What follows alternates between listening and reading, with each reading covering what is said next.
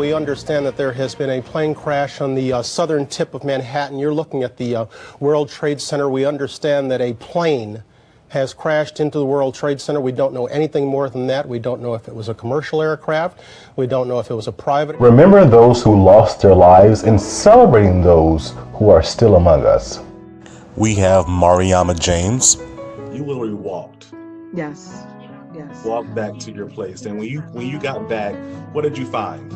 And Lieutenant Clarence Singleton. I said, I'm going to die just like those guys did. This wall is going to hit me. So, as they tell their amazing stories. Next.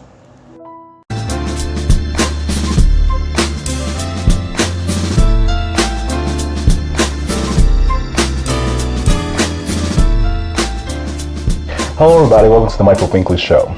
I'm Michael Finkley. Today is Friday, September 11th, 2020.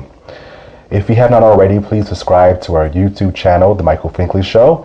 If you will love more content of our shows, and also please ring that bell for notification and we'll see you an email saying, hey, there's new content uploaded. Thank you again to all the viewers, subscribers, future viewers, future subscribers out there. Again, we're the Michael Finkley Show and we're here to inform, educate, and inspire.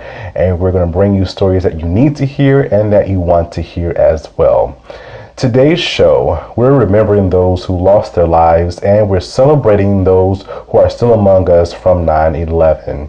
Now, I can remember back in 2001 hearing about this. I was in the 7th grade. I was in health class at the time, and all the rave at the time was watching the news. Didn't understand what was going on until I actually sat down and the teacher began to explain what was going on.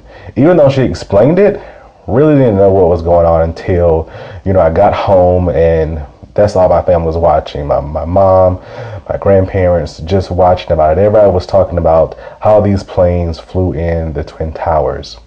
And as time went on, and as I got older, I understood the significance of it. And we pay tribute to those who lost their lives during that time. We have amazing persons that are still among us that have a story of 9/11.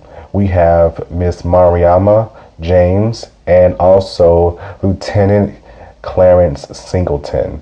I tell you, the stories are amazing, incredible. I'm just glad that they're still here to tell the tale. And speaking to both of them, even though the occasion was sad, but the aftermath brought joy to my soul, and you get to experience that here with us. We'll be right back.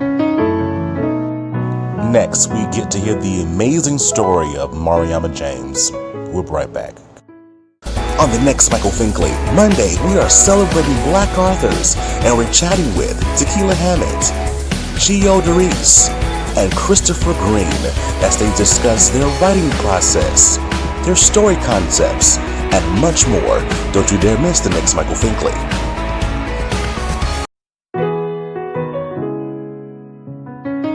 Hello, everybody. Welcome back to the Michael Finkley Show.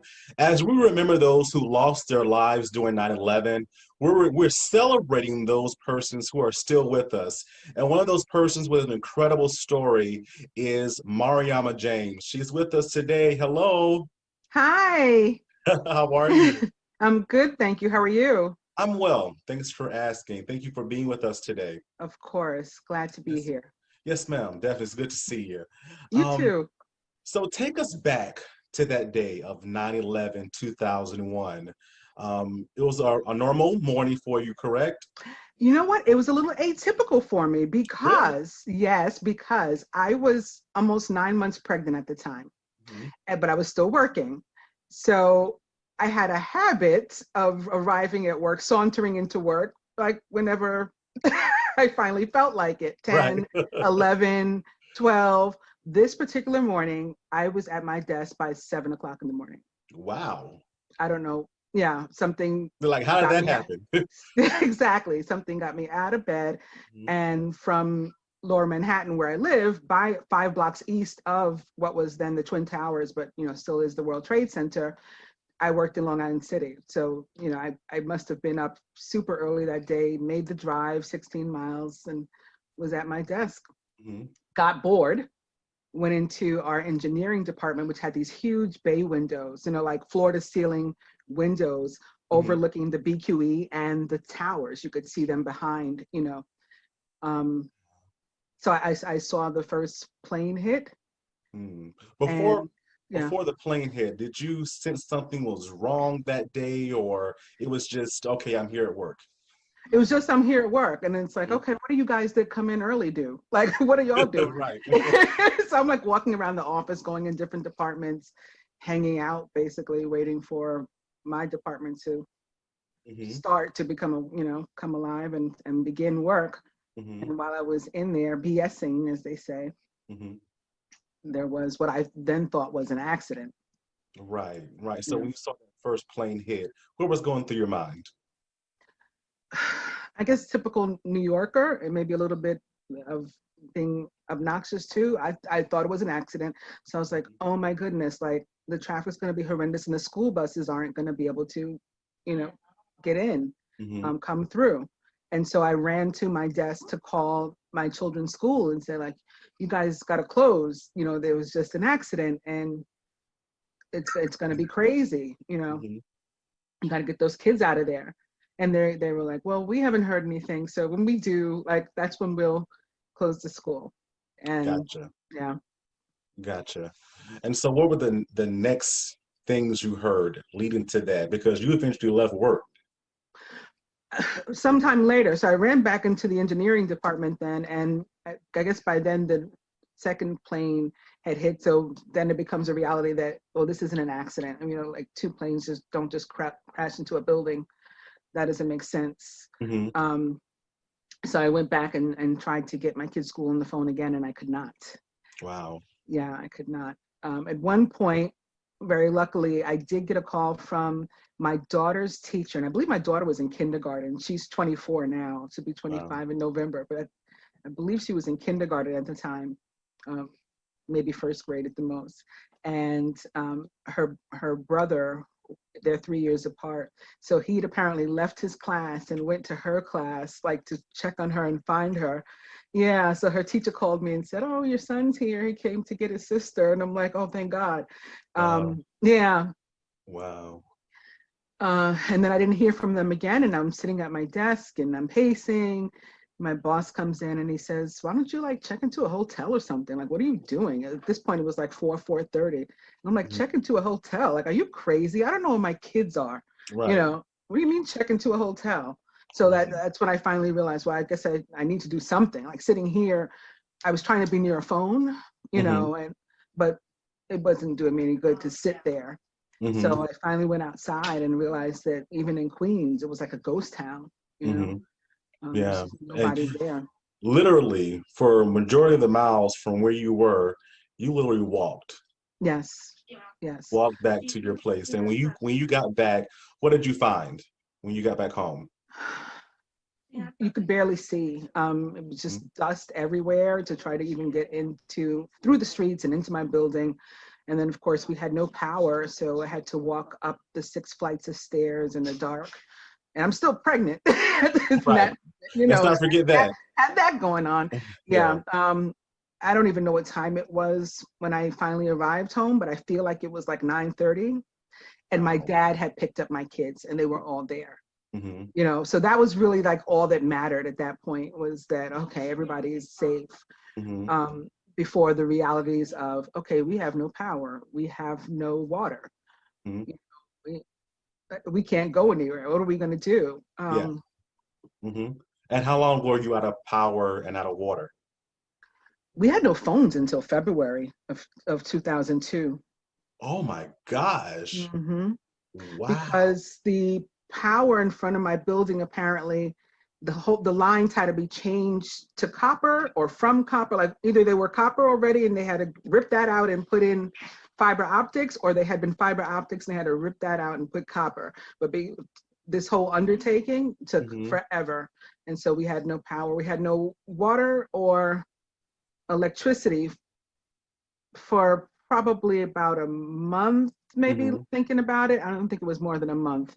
But you know what, it had to be more than a month because that was September and I had my daughter in October. And we still didn't have power then. That was why I had her. The doctor induced my labor because my co-op complex was on voluntary evacuation.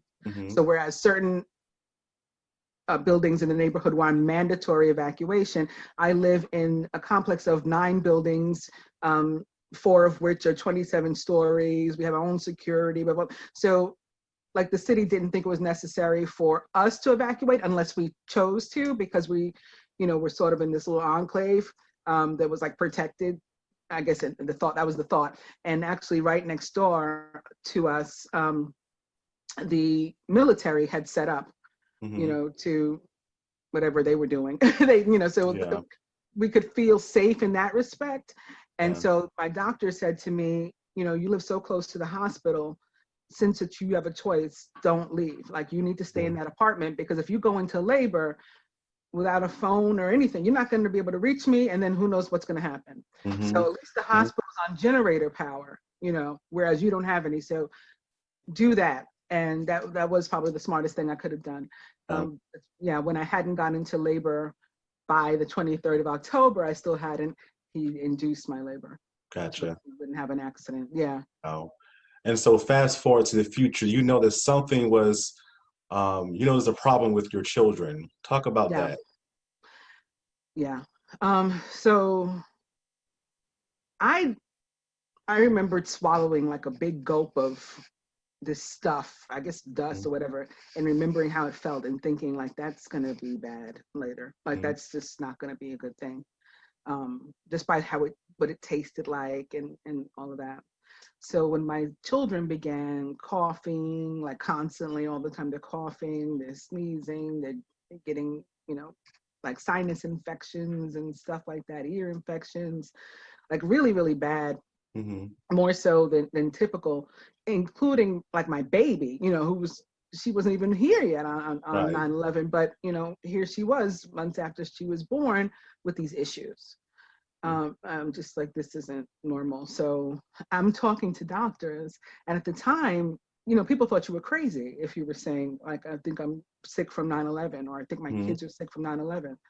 They thought you know, were nuts. And so I had to go, even our pediatrician. Now, our pediatrician was like our family pediatrician. He literally was there when my children were delivered. You know, it's like my doctor, the obstetrician, handed off the baby, like, okay, here, it's your turn now. And you know, so I knew him, and even he was like, oh, like, cut it out. So I just felt sort of ignored, I guess, to say the least, and set out to find somebody who I, you know, felt could help them. And I found a pediatric pulmonologist out of NYU, and she'd see them every single month. That's how ill she determined they were. So that was scary too. They got to go to the doctor every month, and they're each on like 4 or 5 medications. Like, this is crazy. And then I guess when it really became real was when we were part of a spread that was put on Time magazine online. All those people are dead that were in that spread. Like James Adroga was in the spread. Have mercy. His dad was there with him. His dad's alive, you know. The woman, oh goodness, I forgot her name, but because they call her Dust Cloud Lady. It's a Black woman that they have all these pictures of her like running through the dust. I remember, yeah. She's passed away, but she was in that spread. Just everybody that was there. I look at it and I'm like, gone. And that's when I'm able to see how very serious it was. And I'm glad that I, you know, took the actions that I did at the time, because I think it helped other people too, you know, began to open some eyes that something's wrong, you know. 2002, Bush was here, and I was, you know, at a podium over there in the Trade Center, like screaming, like, this is going to be bad. This is going to be like Chernobyl in America. And I'm sure people there were like, this lady's a lunatic. And now, you know. Yeah. So they received treatment throughout the years. Do they still have those conditions going on with them now, even in their adulthood? They do. I mean, I like to say they're fine. Nobody wants to say, "Oh, yeah, my children are sick." You know what I mean? But they're not.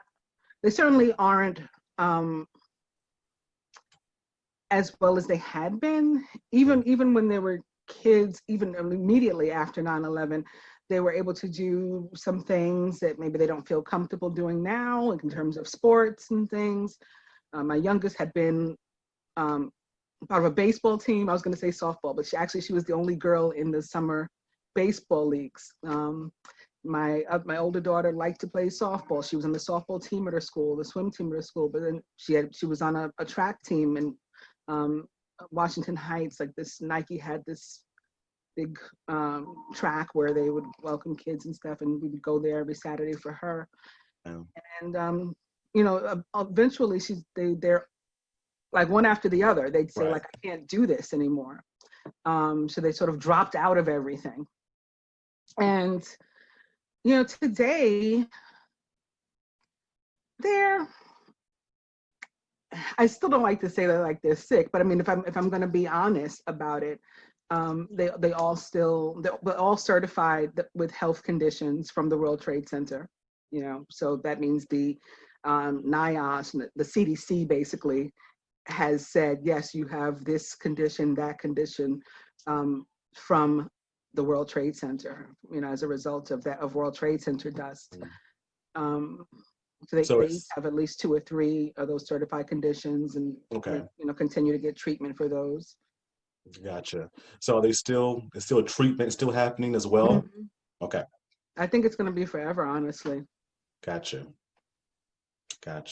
But we're glad they're still with Yes, us. amen. Amen. They could have been Amen. on that same cover Amen. gone, I guess right? why I hate to even say that they're sick, Yeah. because I have them here and we can enjoy life, but Exactly. yeah, it's modified. It's modified.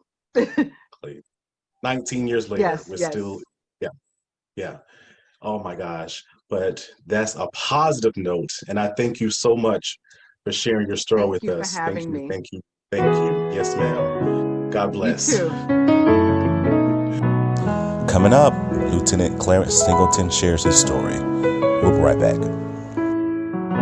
The Finkley Experience is an education and consulting firm that specializes in first-generation education. We assist parents and their students with the college process. We train school administrators, and we also partner with colleges and universities to assist with their first-generation population. To learn more about our consulting firm and to purchase our book and workbook, please visit our website at thefinkleyexperience.com.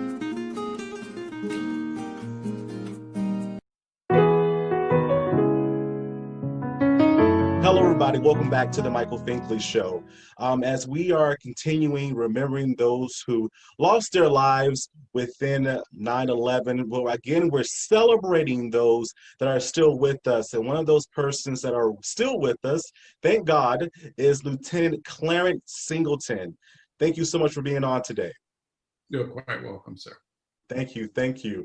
And as we were talking before, we have a place in common. We're both from originally South Carolina, Sumter. I'm originally from Mullins. Okay. So I'm like, wow, small world, very small world. So I've done a lot of work in Mullins.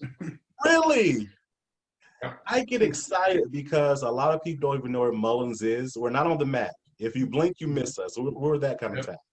On Mr. DJ's farm. Whoa, whoa! Now you're taking it way back. I don't. Oh yeah. Oh yeah. Oh man. So, Lieutenant Singleton, take us back to that day of 9/11. How was that day for you starting off? Was it like a typical day for you, just going to work or, just doing your daily routine? How was that? Yeah, it started out as a typical day. As a matter of fact, let me just say this. I retired from the New York City Fire Department August 30th of 2000. Whoa. Right. So Wow. I had a part-time job, and I did mortgage inspections, which I had been doing for 15 years. And the morning of September 11, nothing unusual, got up, got dressed, went to pick my friend up to drop her off at school where she worked. And I heard plane over the radio in the car, plane struck the tower. So I said, probably a small plane veered off course.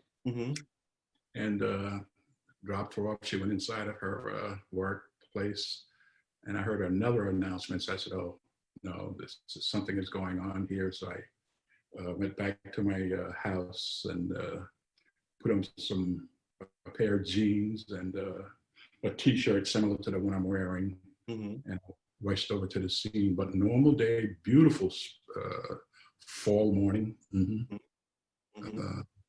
Yeah, So as you got to the scene, what was going through your mind?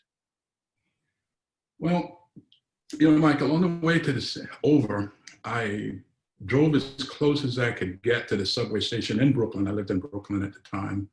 So I knew traffic in Manhattan was going to be horrendous because I worked in Manhattan for 16 years prior to being promoted to lieutenant. And once you're promoted to lieutenant, they ship you out of the borough, And as a matter of fact, I know traffic in the area is going to be horrendous because I worked the 1993 bombing of the World Trade Center also. Wow. Yeah, so taking the train over, at one point the train comes out of the subway and I saw both towers were still standing but burning profusely. Wow. And as a matter of fact, some of the civilians on the train and the subway car was asking me, is it going to fall? And I said, no, not going to happen, because I've fought many fires in a high-rise building. We go up, knock the fire down, and we go back home. Home is the firehouse. And so I didn't think this was going to be any different, but obviously it was, because now you have JP4, jet fuel that's spilled in the building and it's burning. So the temperature was very, very hot. And when I got, the train couldn't stop at the usual station. It took, I think, maybe stopped at the next station that it could let passengers off. And I walked back into the site. As I'm entering the area, I met the police commissioner, fire commissioner.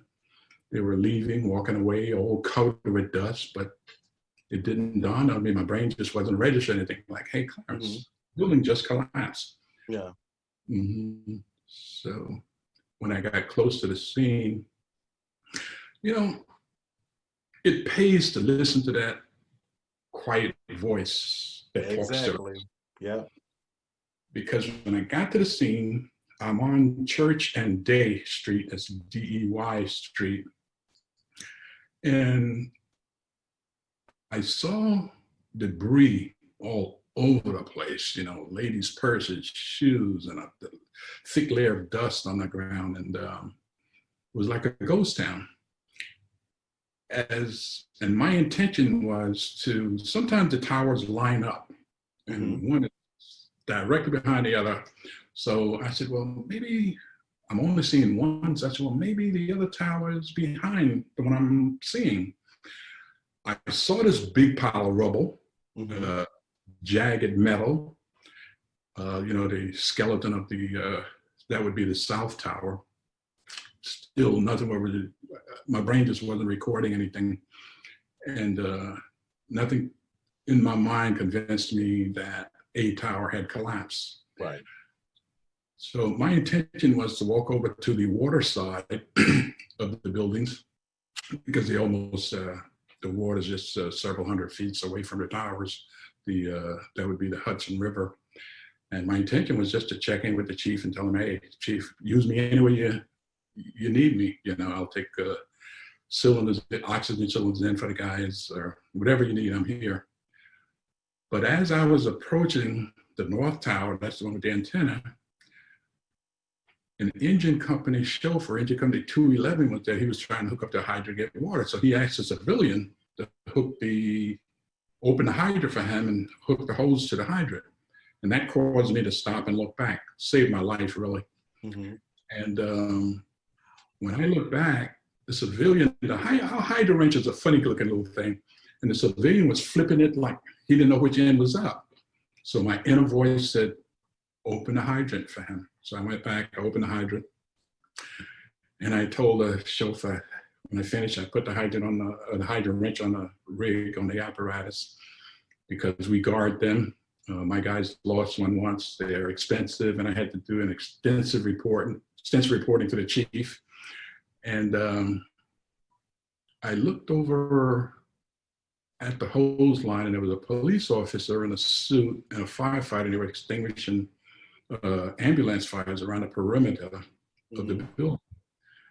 So my inner voice said, stay here and work with them. Mm-hmm. As we are extinguishing fires, the cop left, and now it's just me and another firefighter who had also came from home. The guys was just, who off-duty firefighter was just coming to the scene that day. They were merging in the area. And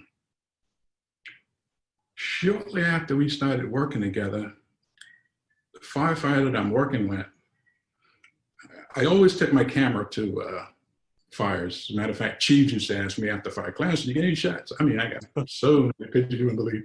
Wow. So, yeah, so this firefighter said, hey, take some pictures of me. He said, this is going to be history. And still, my mind is not recording anything. I said, what is this guy talking about, history? Mm-hmm. And so I took some pictures of him, and then I gave him the camera. I said, here, take some of me. As he was taking some shots of me, he fell backwards over some debris. When he got up from the floor, we heard this loud bang, like something let go. And we just stared at each other. And it happened again, bang! An instinct told us that the tower was collapsing, so we bolted. I'm assuming that I ran about 30 feet and I fell. I don't know if I tripped over something or what happened, but I knew I was still in the collapse zone, so I was on the ground skidding, and I was trying to get up as I was skidding, because to be completely out of the collapse zone, you need to be the distance equal to the height and a half of a building, mm-hmm. away wow. from it to be, yeah. So that's a long way. Yeah, I knew that I was dead. So I was on my hands and knees, and I could hit the tower. This is the North Tower, collapsing in back of me, pancaking, picking up momentum as one floor crashed into the next. And then the sound dissipated, and now this dust cloud came over, and every breath was suffocating. So I said, hey, Clarence, what are you gonna do? So I said, okay, use your training. And as I'm on the ground, I was hunched up, and I was waiting for the big piece of metal to hit me. And it was peaceful. I didn't envision my life, flashing in front of me, none of that stuff. And I said to myself, I said, this is it. I'm going home to meet my maker. And I said to myself, we had lost, I think it was 4 firefighters on, I think it was Father's Day earlier that year. I think around, I don't know, whenever Father's Day was. And I said, I'm going to die just like those guys did. This wall is going to hit me. So, of course, that didn't happen. And when I got up from the ground, I got one hand in front of me. We firefighters, we have a walk that we do. You put one hand out in front, it's probing and feeling, and keep your weight on your back leg as you're walking so you don't fall into holes. And I came to a wall, and the wall was too tall for me to scale, because now I got only one arm. My right shoulder is really nasty dislocation. So I backed up, and I went to my left, and it was a shorter brick wall, which I managed to scale it with one arm. And I looked down what appeared to be 3 steps. And I saw the fire marshal that I was working with earlier. So I looked at him, and I said to myself, I said, I should run to wherever he ran. And I said, look at me, I'm covered with dust, and he don't have a speck of dust on him, but he was standing in a doorway, like the glass doors with the panic door bar that you push to exit the building, and a lot of bright sunlight was shining through. So I asked him, I said, do you have my cameras? So he looked in his turnout coat pocket. That's the turnout coat is this one behind me. So he reached in the pocket and he said, "Oh no, I dropped it. I was running for my life." So I said, "Oh, don't worry about it." Mhm. As best as I can describe the situation, I left him. The next scene, I'm outside, and it's still like midnight Mhm. because of the dust from the collapsed building. And I remembered that I was wearing my glasses. I couldn't see anything. So, oh yeah, I got to wear my glasses. I pulled them down over my nose and I could see a little better, but it was still dark, hazed Right. out. And I saw 3 or 4 EMS guys coming my way, and they looked, because I was walking, they said, "Oh, there's no one over here needs help." And I said, "Hey guys, I need help." So they helped me to the ambulance, but on the way to the ambulance, they still so dark out, they had to shine their flashlight at the street corner sign to see where we were. And they put me into an ambulance. And now I was feeling really stupid because I'd been a firefighter for 22 years. I was a fire officer, and I know that once a person is injured, it takes at least 2 more people out of service to help him, help the injured. And I started feeling survivor's guilt. And I felt better after they started picking up more civilians and put them in the ambulance. So I kind of calmed a little bit. And when we got to the hospital, the doctor looked at me and he said, "Clarence," he said, "we usually give anesthesia before we reset limbs." But he said, "Oh, we're expecting a lot of people to come in." He said, "We'll do it, but it's going to take a long time." And he said, "What we could do is we could snap it back into place and you can go see a doctor later." Mhm. I didn't verbalize it, but I said to myself, "Who do you think you're talking to? I'm a Marine, combat Marine from Vietnam, fire lieutenant." I said, "Snap it back in place." Ouch, I won't do that again. Right. Right. Spoke too soon, huh? Mhm. Yeah, man. But actually, a lot of people did not come in. You, for the most part, you either survived or you did not. Yeah. So they started cutting my clothes off in the emergency room, and I still had the jeans that were, they started cutting, but they stopped. And I had the boots that I wore. They were in a little enclosed case that I wore on September 11. They still have the dust on them. And several weeks later, I'm in a Red Cross meeting, high-powered therapists amongst us. We're in a circle, I would say maybe 30, 35, 40 people. And I shared the story that I just shared with you about climbing the wall and about the fire marshal. And a lady looked at me and she said, "Clarence," she said, "I've worked on there for 15 years and there are no walls like the one you described." I started putting the pieces together. I was like, yeah. And the fire marshal, no dust on him. Dust was going around corners. It was impossible not to have any dust on you. Oh my gosh. Yeah. And if you remembered, I told you after I left the fire marshal, I realized I was wearing my glasses when I was presumably outside again. So I couldn't have seen the fire marshal with my eyes. It had to have been a vision. And I also told you that it was still so dark out, they had to shine their lights at the street corner sign. Another one is my pastor figured out. He said, "Yeah, and Clarence, it's when you guys were working together, you didn't have any dust on you. After the collapse, you were covered with dust. He wouldn't have recognized you." So my only conclusion is that was an angel of the Lord, because My God. the very first word out of his mouth was words of encouragement to me. He said, "I see you made it." Yeah. So early on, you said something to the effect about celebrating the living. Some of us are, how can I say this, still suffering because of the collapse, like myself, post-traumatic stress and depression. And I think a part of me, I'll keep it to myself, died on September 11. And I haven't recouped that yet, you know. I got a job as a fire safety director, let me see, I think it was a couple of days prior to the collapse. And I was working at night and I had to ride the train over because my arm is really in bad shape. And I had to, of course, when the train comes out of the tunnel and going over the bridge, you could see the site. And I had to turn my back. Eventually, I couldn't look in that direction anymore, you know. So, and I visited the site several times. Yeah, let me say this. I visited the site looking for this wall that I scaled several times. Me and my son was down there once. He saw me looking around. So he said, Dad, he said, give it up. You're not going to find it.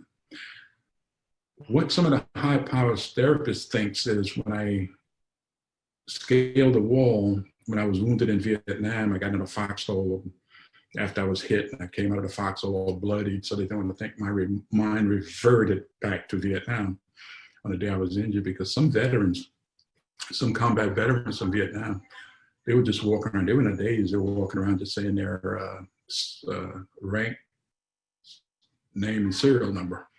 Those are the things that you would give if you're captured by the enemy.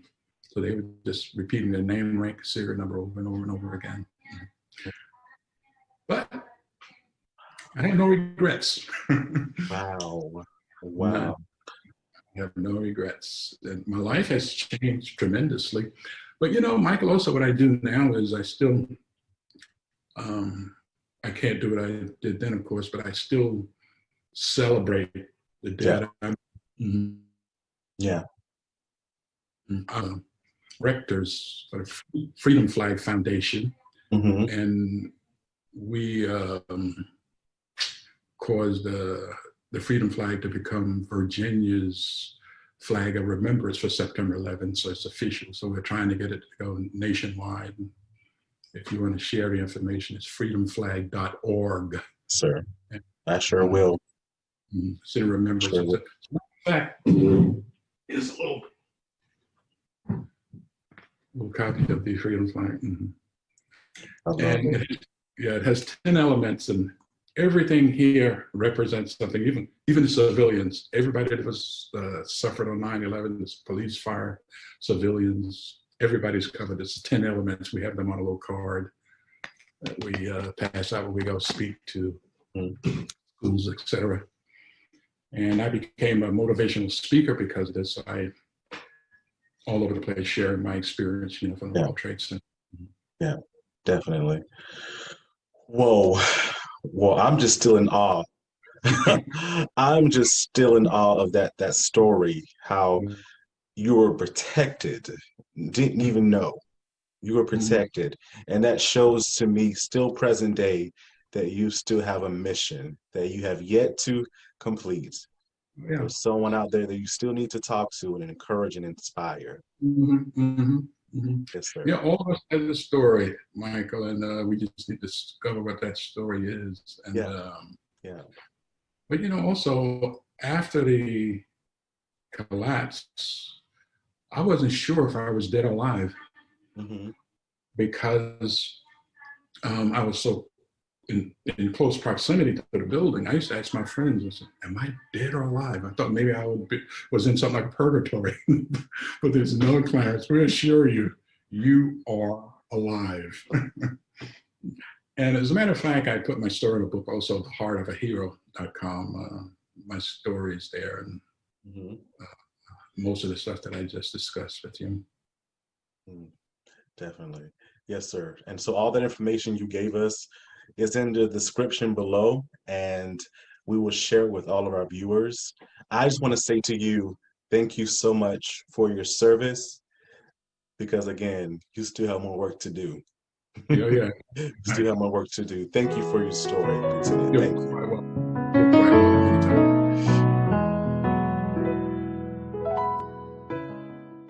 On the next Michael Finkley, Friday, we chat with Mr. Lester Young and Mr. Christopher Robinson on their time spent incarcerated, how they have turned their negative situation into a positive one by being accomplished authors and motivational speakers.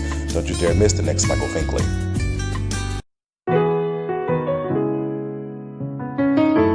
Hello everybody, welcome back to the Michael Finkley Show. I hope that you learned something from this. I hope that you were encouraged, informed, and also inspired by these two tales from these persons. I tell you, it just brought joy to my soul. In talking with Ms. James, her main concern at the time was not herself, but was her family, and how a miracle had happened with Lieutenant Singleton, that he still is baffled by it today, but tells his story to those all across the country. I'm telling you, they've had major platforms and telling their stories on news networks and those type of things, again, to explain in their own words how this event has impacted them fully till this day. Thank you so much to the both of you for telling your story, and God bless. On the next Michael Finkley, Monday, we're celebrating Black authors. We have Ms. Tequila Hammett, Christopher Green, and also Gio Doris with us. And I tell you, in knowing all three of them and seeing their journeys as authors to present day, their stories will inspire you. Also, too, if you're looking to actually write a book of your own, please, it's a show to watch. You have three experts in the field, and they're doing amazing. So that's Monday's show. Tune in. If you haven't already, please subscribe to our YouTube channel, The Michael Finkley Show, and also ring that bell for notification, and you will receive notification by way of email from us saying content is uploaded. If you'd like to be a guest on The Michael Finkley Show, please email us at michael@thefinkleyexperience.com. Thank you so much for watching, and have an awesome weekend. Have a good one.